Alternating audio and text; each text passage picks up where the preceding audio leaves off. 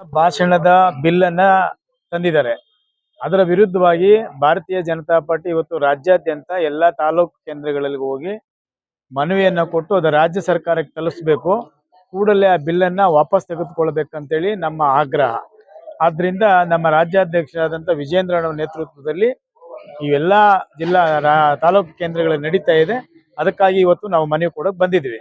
ಇದೇನಾದ್ರೂ ನಿಂತಿಲ್ಲ ಅಂತ ಹೇಳಿದ್ರೆ ಇಡೀ ರಾಜ್ಯಾದ್ಯಂತ ಹೋರಾಟ ಮಾಡ್ತೀವಿ.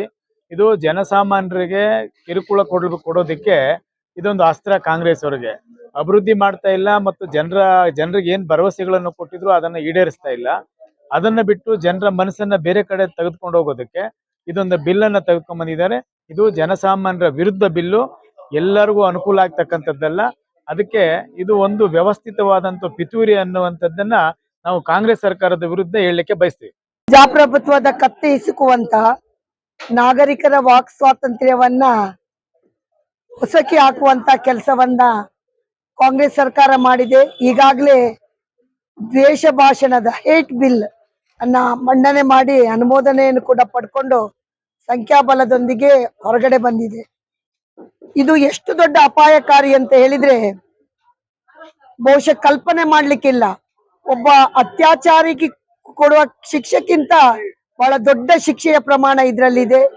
ಯಾವುದೇ ಜಾಮೀನಿಲ್ಲದೆ ಶಿಕ್ಷೆ ಕೊಡುವಂತದ್ದು, ಮೌಖಿಕ ನೆಲೆಯಲ್ಲಿ ಶಿಕ್ಷೆ ಕೊಡುವಂತದ್ದು, ಪೊಲೀಸ್ ಅಧಿಕಾರಿಗಳೇ ಸುಪರ್ದಿಯಲ್ಲಿ ಶಿಕ್ಷೆ ಕೊಡುವಂತದ್ದು.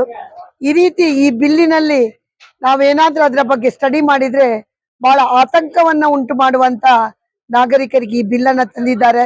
ಬಹುಶಃ ಸರ್ಕಾರದ ಯಾವುದೇ ಕೆಟ್ಟತನವನ್ನ ನಾವ್ಯಾರು ಹೇಳಬಾರ್ದು, ಸರ್ಕಾರದ ವಿರುದ್ಧ ನಾವು ಮಾತಾಡಬಾರ್ದು ಅನ್ನುವ ನಿಟ್ಟಿನಲ್ಲಿ ಈ ಬಿಲ್ ಅನ್ನು ತರುವಂತದ್ದು ಮಾಡಿದೆ.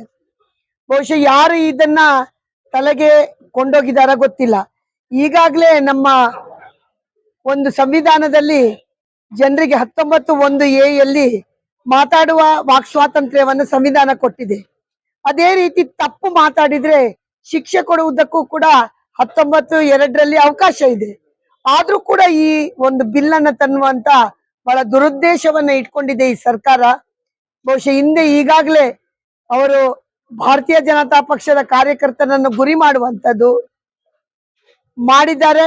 ಈಗಾಗಲೇ FIR ಮಾಡಿ ಶಿಕ್ಷೆ ಕೊಡುವಂತದ್ದನ್ನ ತಮ್ಮ ಒಂದು ಜನ್ಮಸಿದ್ಧ ಹಕ್ಕು ರೀತಿಯಲ್ಲಿ ಮಾಡ್ತಾ ಇದೆ. ಆದ್ರೆ ಅದಕ್ಕಿಂತ ಕೂಡ ಅದಕ್ಕೆ ಬೇಲ್ ತಗೊಳ್ಬಹುದು. ಇವತ್ತು ಇವರೇ ಯಾರಾದ ಮೇಲೆ ಅಪರಾಧವನ್ನ ಹೊರಿಸಿ ಶಿಕ್ಷೆ ಕೊಡುವಂತ ಒಂದು ವ್ಯವಸ್ಥೆಗೆ ಕೈ ಹಾಕಿದ್ದಾರೆ. ಬಹುಶಃ ಇಷ್ಟು ಕೆಟ್ಟದು. ಈಗಾಗಲೇ ಏನು ಅಧಿಕಾರ ಆ ಕಾನೂನು ಇಲ್ಲದೆ ಎಲ್ಲರಿಗೆ ಅನ್ಯಾಯ, ನಿರಪರಾಧಿಗಳಿಗೆ ಶಿಕ್ಷೆ ಕೊಡುವಂತದ್ದು ಮಾಡಿದ್ದಾರೆ. ಇನ್ನು ಆ ಕಾನೂನನ್ನ ಹಿಡ್ಕೊಂಡು ಇನ್ನೆಷ್ಟು ನಿರಪರಾಧಿಗಳನ್ನ ಮುಗಿಸ್ಲಿಕ್ಕೆ ಹೊರಟಿದ್ದಾರೆ ಈ ಸರ್ಕಾರ ಗೊತ್ತಿಲ್ಲ. ಆದ್ರಿಂದ ಇದೊಂದು ತೀರಾ ಅಘೋಷಿತ ತುರ್ತು ಪರಿಸ್ಥಿತಿ ಅಂತ ಹೇಳಿದ್ರು ಕೂಡ ತಪ್ಪಾಗ್ಲಿಕ್ಕಿಲ್ಲ. ಈ ಸರ್ಕಾರದ ವಿರುದ್ಧ ಮತ್ತೆ ಈ ಬಿಲ್ಲಿನ ವಿರುದ್ಧ ಇವತ್ತೆಲ್ಲ KGF ನಲ್ಲಿ ಕಾರ್ಯಕರ್ತರೆಲ್ಲ ಒಟ್ಟು ಸೇರಿ ಪ್ರತಿ ಬೂತಿನಿಂದ ಬಂದಿದ್ದಾರೆ. ಹೋಗಿ ತಾಲೂಕು ಆಫೀಸ್ ನಲ್ಲಿ ಮೆಮೊರಾಂಡಮ್ ಕೊಡಬೇಕು. ಮತ್ತೆ ಯಾವುದೇ ಕಾರಣ ಗವರ್ನರಿಗೂ ಕೂಡ ನಾವು ತಿಳಿಸುವಂತದನ್ನ ಮಾಡ್ತೇವೆ, ಅರ್ಜಿಯನ್ನು ಸಲ್ಲಿಸ್ತೇವೆ. ಈ ಕಾನೂನು ಜಾರಿಗೆ ತರಬಾರ್ದು. ಪ್ರಜಾಪ್ರಭುತ್ವದ ವ್ಯವಸ್ಥೆಯಲ್ಲಿದ್ದೇವೆ. ಅಂಬೇಡ್ಕರ್ ನಮ್ಗೆ ಸಂವಿಧಾನವನ್ನು ಕೊಟ್ಟಿದ್ದಾರೆ. ಆ ಒಂದು ಅಧಿಕಾರವನ್ನು ಕಸಿದುಕೊಳ್ಳುವಂತ ಕೆಲಸವನ್ನ ಕರ್ನಾಟಕದಲ್ಲಿ ಈ ಸರ್ಕಾರ ಮಾಡುತ್ತೆ. ಅದರ ವಿರುದ್ಧ ನಾವು ಇವತ್ತು ಧ್ವನಿಯನ್ನ ಎತ್ತಾ ಇದ್ದೇವೆ. ನಾನು ಸ್ವತಂತ್ರ ಬಂದಂದಿನಿಂದ ಕರಾವಳಿಯಲ್ಲಿ ಈ ವ್ಯವಸ್ಥೆ ನಡೀತಾ ಇತ್ತು. ಕೋಮು ಗಲಭೆ ಸ್ವಲ್ಪ ಆಗ್ತಾ ಇತ್ತು. ಈ ವರ್ಷ ಇತ್ತೀಚೆಗೆ ಅಂತೂ ಬಹಳ ತಾರಕಕ್ಕೆ ಇರ್ತಾ ಇದೆ. ಅದು ಕೋಮು ಗಲಭೆ ಯಾವಾಗ ಆಗ್ತದೆ ಅಂತ ಹೇಳಿದ್ರೆ ಕೋಮು ಗಲಭೆ ಆದ ನಂತರ ಭಾಷಣ ಶುರು ಆಗುತ್ತೆ. ಕೊಲೆ ಆದ ನಂತರ ಭಾಷಣ ಶುರು ಆಗುತ್ತೆ. ಯಾವುದೇ ದ್ವೇಷದ ಭಾಷಣದಿಂದ ಅಥವಾ ಮಾತಿನಿಂದ ಕೊಲೆ ಆಗ್ತಾ ಇಲ್ಲ. ಅಲ್ಲಿ ದ್ವೇಷದ ಮಾತುಗಳಿಂದ ಗಲಭೆ ಆಗ್ತಾ ಇಲ್ಲ. ಗಲಭೆ ಆದ ನಂತರವೇ ಈ ಭಾಷಣಗಳು ಶುರು ಆಗುವಂಥದ್ದು.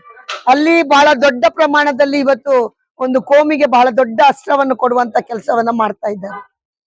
ಹಿಂದೆ ಕೋಮು ಗಲಭೆಯಲ್ಲಿ ನನ್ನ ತಂದೆ ಕೂಡ ಶಿಕ್ಷೆಯನ್ನು ಅನುಭವಿಸಿದ್ದಾರೆ. ನಿರಪರಾಧಿಗಳಾಗಿ ಶಿಕ್ಷೆ 13 ವರ್ಷ ಕೋರ್ಟಿನಲ್ಲಿ ಅಲ್ದಿದ್ದಾರೆ ಅವರು. ಇವತ್ತು ಆ ಕೋರ್ಟ್ ಅಲಿಯುವಂತದ್ದಿಲ್ಲ, ಜಾಮೀನು ಇಲ್ಲ, ಶಿಕ್ಷೆ ಕೊಡುವಂತದ್ದನ್ನು ಮಾಡಿದ್ದಾರೆ. ಆದ್ರಿಂದ ಅದು ಅವರ ಉದ್ದಟತನ.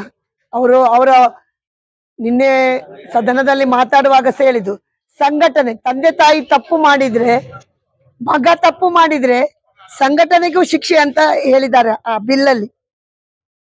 ಅವರ ಉದ್ದೇಶ ನಂಗೆ ಅರ್ಥ ಆಗ್ತಾ ಇದೆ. ಇವತ್ತು ಯಾವುದೇ ಒಂದು ಸಂಘಟನೆ ಒಬ್ಬ ಪದಾಧಿಕಾರಿಯಾಗಿ ನಾನು ಏನಾದ್ರೂ ತಪ್ಪು ಮಾತಾಡಿದ್ರೆ ಶಿಕ್ಷೆ ನಂಗೆ ಆಗ್ಬೇಕು, ಸಂಘಟನೆಗೆ ಅಲ್ಲ. ಇವತ್ತು ಆ ಕೆಲಸಕ್ಕೆ ರಿಜಿಸ್ಟರ್ಡ್ ಮತ್ತೆ ಅನ್ರಿಜಿಸ್ಟರ್ಡ್ ಒತ್ತಿ ಹೇಳಿದ್ರು ಅವರು, ಒಳ್ಳೆ ಪಾಯಿಂಟ್ ಅಂತ. ಅವರ ಉದ್ದೇಶ ಇದು ರಾಷ್ಟ್ರೀಯ ಸ್ವಯಂ ಸೇವಕ ಸಂಘ. ನೀವು ತಿಪ್ಪರ್ಲಾಗ ಹಾಕಿದ್ರು ರಾಷ್ಟ್ರೀಯ ಸ್ವಯಂ ಸೇವಕ ಸಂಘ ಈ ದೇಶ ಭಕ್ತರನ್ನು ಹುಟ್ಟು ಹಾಕುವಂಥದ್ದು, ಆಮೇಲೆ ಈ ದೇಶಕ್ಕೆ ಪೂರಕವಾಗಿ ಈ ದೇಶದ ಒಳಿತಿಗಾಗಿ ಇರುವಂತದ್ದು, ಯಾರನ್ನು ಕೊಲೆ ಮಾಡ್ಲಿಕ್ಕೆ ಇರುವಂತ ಸಂಘಟನೆ ಅಲ್ಲ. ಲಡ್ಡು ಇದ್ದಂಗೆ ರಾಷ್ಟ್ರೀಯ ಸ್ವಯಂ ಸೇವಕ, ಯಾವ ಭಾಗದಲ್ಲೂ ಕೂಡ ನೀವು ತಿಂತ ಹೋಗಿ ಅದು ಸಿಹಿಯಾಗಿ ಇರ್ತದೆ. ಸಮಾಜಕ್ಕೆ ಘಾತಕವಾಗಿ ಮಾಡಿದಂತ ಒಂದೇ ಒಂದು ಕೆಲಸವನ್ನ ಇವರು ತೋರಿಸಿಕೊಟ್ರೆ ಇವತ್ತು ನಾನು ರಾಜೀನಾಮೆಯನ್ನ ಕೊಡ್ತೇನೆ. ಆದ್ರಿಂದ ರಾಷ್ಟ್ರೀಯ ಸ್ವಯಂ ಸೇವಕದ ವಿರುದ್ಧ ಇವರದ್ದು ಕುತಂತ್ರ ನಡೀತಾ ಇರೋದು, ಅದಕ್ಕೆ ಸರಿಯಾದ ಉತ್ತರವನ್ನು ಮುಂದಿನ ವಿಧಾನಸಭಾ ಕ್ಷೇತ್ರದಿಂದ ಎಲ್ಲಾ ಬೂತ್ಗಳಿಂದ ಕಾರ್ಯಕರ್ತರು ಬರ್ಬೇಕು, ತಾಲೂಕು ಆಫೀಸಿಗೆ ಹೋಗಿ ಒಂದು ಅರ್ಜಿಯನ್ನ ಕೊಡ್ಬೇಕು ಅನ್ನೋದನ್ನ ಕರೆಯನ್ನ ನಮ್ಮ ರಾಜ್ಯಾಧ್ಯಕ್ಷರಾದಂತ ವಿಜೇಂದ್ರ ಅವರು ಕೊಟ್ಟಿದ್ದಾರೆ. ಆ ನಿಟ್ಟಿನಲ್ಲಿ ಎಲ್ಲ ಕೂಡ ಭ್ರಷ್ಟಾಚಾರ, ಬಹುಶಃ ಭ್ರಷ್ಟಾಚಾರ ತಾಂಡವ ಆಡ್ತಾ ಇದೆ ಈ ಸರ್ಕಾರದಲ್ಲಿ. ಯಾವುದೇ ಆಫೀಸುಗಳಿಗೆ ಹೋದ್ರು ಕೂಡ ಭ್ರಷ್ಟಾಚಾರ ಇಲ್ಲವ, ಕಂಪ್ಲೀಟ್ ಹೋಗಿದೆಯಾ ನಾನು ಹೇಳೋದಿಲ್ಲ, ಭ್ರಷ್ಟಾಚಾರ ಇತ್ತು.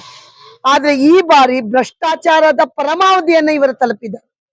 ಏನು 40% ಬಿಜೆಪಿ ತಗೊಂಡು ಅಧಿಕಾರಕ್ಕೆ ಬಂದು ಅಂತ ಸುಳ್ಳು ಪ್ರಪಕಾಂಡವನ್ನು ಮಾಡಿದ್ರ, ಇವತ್ತು 80% ಅಂತ ಅವರ ಕಾರ್ಯಕರ್ತರು ಅವರೇ ಹೇಳುವಂತ ಸ್ಥಿತಿಯಲ್ಲಿ ಇವತ್ತು ಕಾಂಗ್ರೆಸ್ ಸರ್ಕಾರ ಇದೆ. ಒಂದು ಬೆಲೆ ಏರಿಕೆ, ಭ್ರಷ್ಟಾಚಾರ, ಜನನದಿಂದ ಮರಣ ಪತ್ರದವರೆಗೆ ಭ್ರಷ್ಟಾಚಾರ, ಬೆಲೆ ಏರಿಕೆ, ಎಲ್ಲ ಕಸಕ್ಕೂ ಟ್ಯಾಕ್ಸ್ ಹಾಕಿದ್ದಾರೆ, ಪ್ರತಿಯೊಂದಕ್ಕೂ ಟ್ಯಾಕ್ಸ್ ಹಾಕಿದ್ದಾರೆ ಇವರು. ಇವತ್ತು ಹಾಲಿನ ದರ ಒಂದು ವರ್ಷದಲ್ಲಿ 3 ಸಲ ಮಾಡಿದ್ರು. ಒಂದು ಬೇಕಾಗಿರುವುದು ಜನರಿಗೆ ಬೆಲೆ ನಿಯಂತ್ರಣ, ಅದಾಗ್ತಾ ಇಲ್ಲ. ಎಲ್ಲ ಆಹಾರ ವಸ್ತುಗಳು ಪ್ರತಿಯೊಂದಕ್ಕೂ ಇಲೆಕ್ಟ್ರಿಕ್ ಬಿಲ್ಲಿನಿಂದ ಹಿಡಿದು, ಕಸದಿಂದ ಹಿಡಿದು, ನೀರಿಗೆ, ರಿಜಿಸ್ಟರ್ಗೆ, ಎಲ್ಲದಕ್ಕೂ ಒಂದು, ಅದರಲ್ಲೂ ಶೂನ್ಯ, ಅಭಿವೃದ್ಧಿ ಶೂನ್ಯ. ಇವತ್ತು ನಮ್ಗೆ ರಸ್ತೆ ಕಾಣ್ತಾ ಇಲ್ಲ, ಗುಂಡಿಯಲ್ಲಿ ರಸ್ತೆ ಕಾಣ್ತಾ ಇದೆ, ರಸ್ತೆಯಲ್ಲಿ ಗುಂಡಿಗಳು ಕಾಣ್ತಾ ಇದೆ. ಆದ್ರಿಂದ ಇವತ್ತು ಏನಾದ್ರೂ ಒಳ್ಳೆ ಕೆಲಸ ಮಾಡಿದ್ರೆ ಹೈವೇಗಳನ್ನು ಮಾತ್ರ ನಮ್ಗೆ ನೋಡ್ಲಿಕ್ಕೆ ಆಗುದು ಕೇಂದ್ರ ಸರ್ಕಾರದ್ದು. ಒಂದು ಅಭಿವೃದ್ಧಿ ಇಲ್ಲ, ಒಂದು ಇಲ್ಲ, ಆಮೇಲೆ ರಕ್ಷಣೆ ಇಲ್ಲ. ಇವತ್ತು ಅತ್ಯಂತ ಹೆಚ್ಚು ಕ್ರೈಮ್ ಆಗುದು ಕರ್ನಾಟಕದಲ್ಲಿ. ಸೈಬರ್ ಕ್ರೈಮಿಗೆ ನಂಬರ್ 1 ಪ್ಲೇಸ್ ಕರ್ನಾಟಕ. ಅತ್ಯಾಚಾರ ಹೈಯೆಸ್ಟ್, ಬ್ಯಾಂಗ್ಳೂರೇ ಅದರಲ್ಲಿ ಪ್ರಧಾನ. ಮಕ್ಕಳ ಅಪಹರಣ, ಗಾಂಜಾ, ಆಮೇಲೆ ಬಾಣಂತಿಯರ ಸಾವುಗಳು, ಆಮೇಲೆ ಶಿಶುಗಳ ಹತ್ಯೆ, ಕಳ್ಳತನ, ದರೋಡೆ, ಈ ರೀತಿ ಲಾ ಅಂಡ್ ಆರ್ಡರ್ ಫುಲ್ ಹೋಗಿದೆ. ಒಂದು ಲಾ ಅಂಡ್ ಆರ್ಡರ್ ಇಲ್ಲ, ಒಂದು ಅಭಿವೃದ್ಧಿ ಇಲ್ಲ. ಕೇವಲ ನಾನು ಗ್ಯಾರಂಟಿ ಕೊಟ್ಟಿದ್ದೇನೆ ಎನ್ನುವ ಕಾರಣಕ್ಕೆ ಉಸಿರಾಡ್ತಾ ಇದೆ. ಬಟ್ ಈ ಗ್ಯಾರಂಟಿ ಕೊಟ್ಟು ಒಂದು ಕೈಯಲ್ಲಿ ಕೊಟ್ಟು ಇನ್ನೊಂದು ಕೈಯಲ್ಲಿ ಕಿತ್ತುವಂತ ಕೆಲಸ ಆಗಿದೆ. ಎಲ್ಲದಕ್ಕೂ ನಿಮ್ಮ ಬಸ್ ಚಾರ್ಜಿನಿಂದ ಹಿಡಿದು, ಕರೆಂಟ್ ಬಿಲ್ಲಿನಿಂದ ಹಿಡಿದು ಎಲ್ಲದಕ್ಕೂ ಕೂಡ ಜಾಸ್ತಿ ಮಾಡಿದ್ದಾರೆ. ಆದ್ರಿಂದ ಯಾವುದೇ ನಾನು ಒಳ್ಳೇದು ಮಾಡಿ ಸರಿಯಾಗಿದೆ ಅನ್ನೋ ಕೆಲಸವನ್ನ ಈ ಕಾಂಗ್ರೆಸ್ ಸರ್ಕಾರ ಹೇಳುವ ಸ್ಥಿತಿಯಲ್ಲಿ ಇಲ್ಲ. ಈಗಾಗಲೇ ಜನರು, ಇವತ್ತು ಚುನಾವಣೆ ನಡೆದು ಕೂಡ ಖಂಡಿತ ಇವರು 50 ಸೀಟಿಗಿಂತ ಹೆಚ್ಚು ಬರೋದಿಲ್ಲ ಎನ್ನುವುದನ್ನ ಅವರ ಶಾಸಕರು ಹೇಳುವಂತ ವ್ಯವಸ್ಥೆ ಆಗಿದೆ. ಆದ್ರಿಂದ ಇವತ್ತು ಜನರ ಬಾಯಿಗೆ ಈ ಸರ್ಕಾರ ಸಾಕಾಗಿದೆ. ಯಾವುದೇ ಒಂದು ಒಳ್ಳೆ ಕೆಲಸವನ್ನ ಈ ಸರ್ಕಾರ ಮಾಡಿಲ್ಲ. ಈಗಾಗಲೇ 5,000, ಒಂದು ವೇಳೆ ನಾವು ಸದನದಲ್ಲಿ ಆ ಉಲ್ಲೇಖ ಮಾಡದಿದ್ರೆ ಆ 5,000 ಕೋಟಿಯನ್ನು ನುಂಗ್ತಿದ್ರು. 2 ತಿಂಗಳು ಶಕ್ತಿ ಯೋಜನೆಯ ದುಡ್ಡನ್ನು ಕೊಟ್ಟಿದ್ದೇನೆ ಅಂತ ಸಚಿವರು ಹೇಳಿದ್ರು, ಕೊನೆಗೆ ಕ್ಷಮಾಪಣೆಯನ್ನು ಕೇಳಿದ್ರು. ಆದ್ರಿಂದ ಈ ರೀತಿ ಇಂಥ ಭ್ರಷ್ಟಾಚಾರ ಎಷ್ಟಾಗಿದೆಯಾ ಗೊತ್ತಿಲ್ಲ ನಮ್ಗೆ.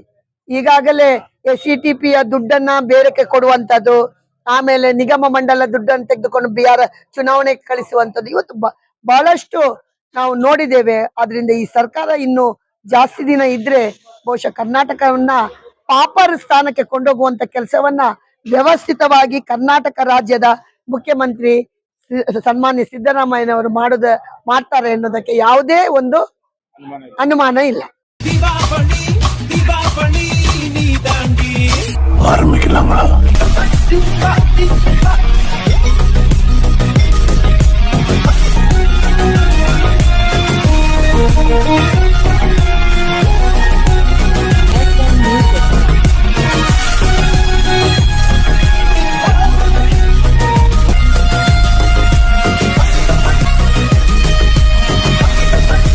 தரம் என்றும் நிரந்தரம், தரம் என்றும் நிரந்தரம், தரம் என்றும் நிரந்தரம். வாங்க.